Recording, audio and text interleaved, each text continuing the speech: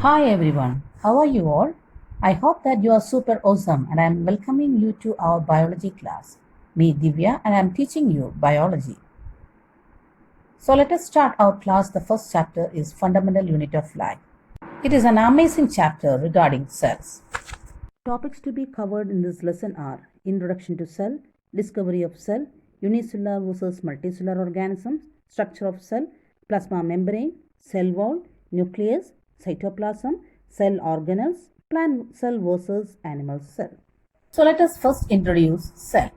What is a cell?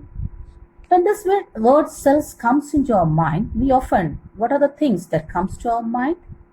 The first thing is to comes to our mind is the cell phone we use. But here in biology, what is cell? In biology, we have cell as the building blocks of all living organisms, right? Because in bio, we will study about the living organisms like plants, animals, everything, right? Here we talk about cell. What does cell mean?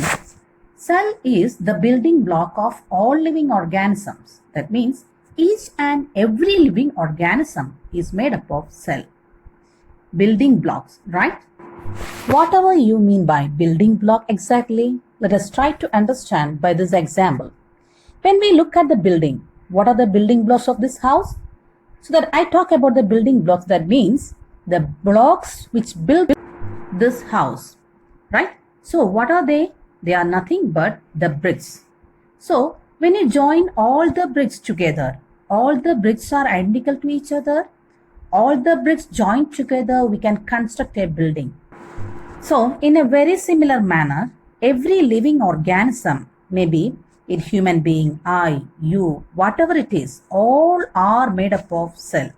That means inside our body, we have smaller identical units which are present everywhere in the body. And each such unit is known as cell. So it is exactly similar to the example of bricks and house. Like an example as a house, so many identical bricks.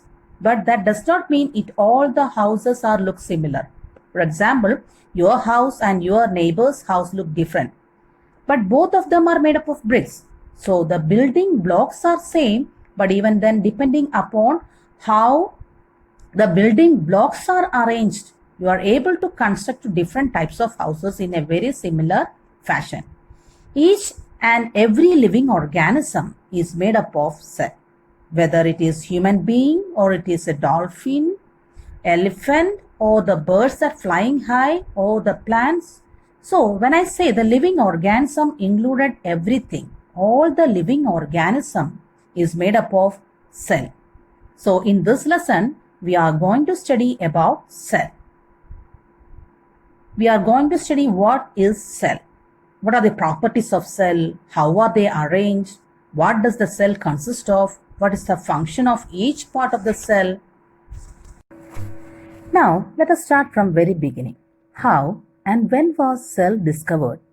How did people come to know that every living organism is made up of cell? Quite very interesting, right?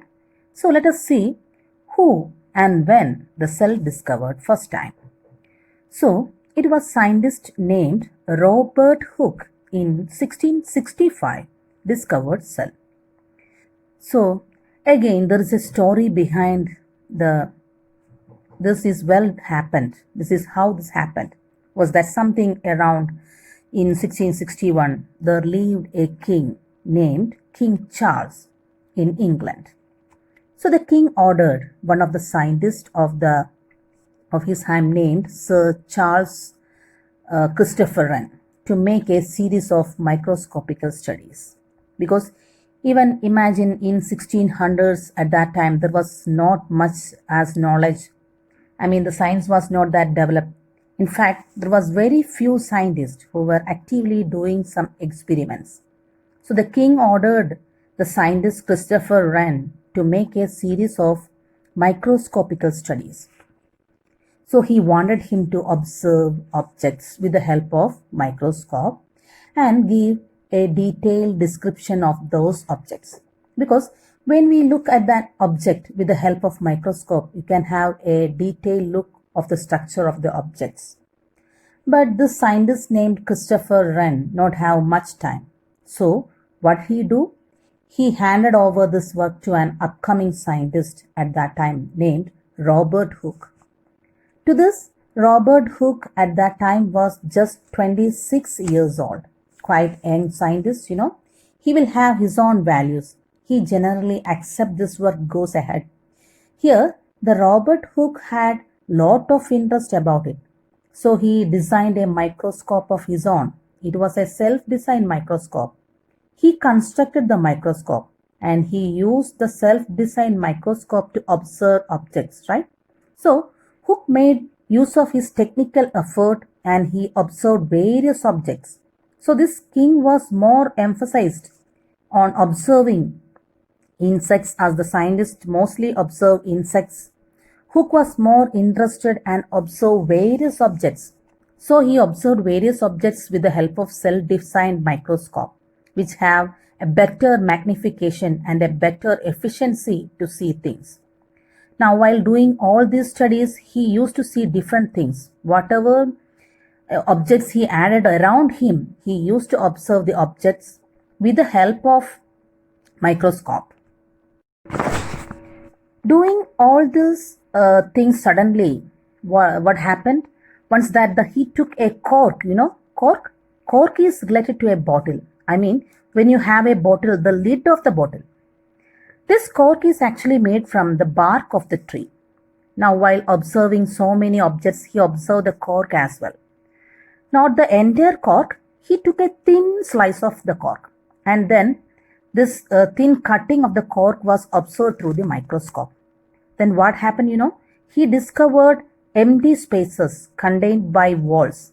He observed a structure like small boxes. It resembles like the honeycomb. It looks like honeycomb structure. So these empty spaces are termed as cell by Robert Hooke. So Robert Hooke was the first one to give this term cell. However, Robert Hooke was not much aware of the structure of cell or the composition of cell or the function of the cell. He was not much aware of the cell. But the only thing he did was he discovered an object is made up of empty spaces, and these empty spaces are called as cell. So he became more famous because he gave the term cell, which later become very important. So what does this cell mean? It is a Latin term which means small rooms. So since the structure looked like small rooms enclosed by walls, so that why we call it as cell.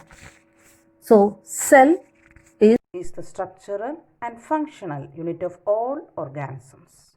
So thank you for watching my video. Please subscribe and hit the bell icon for more videos.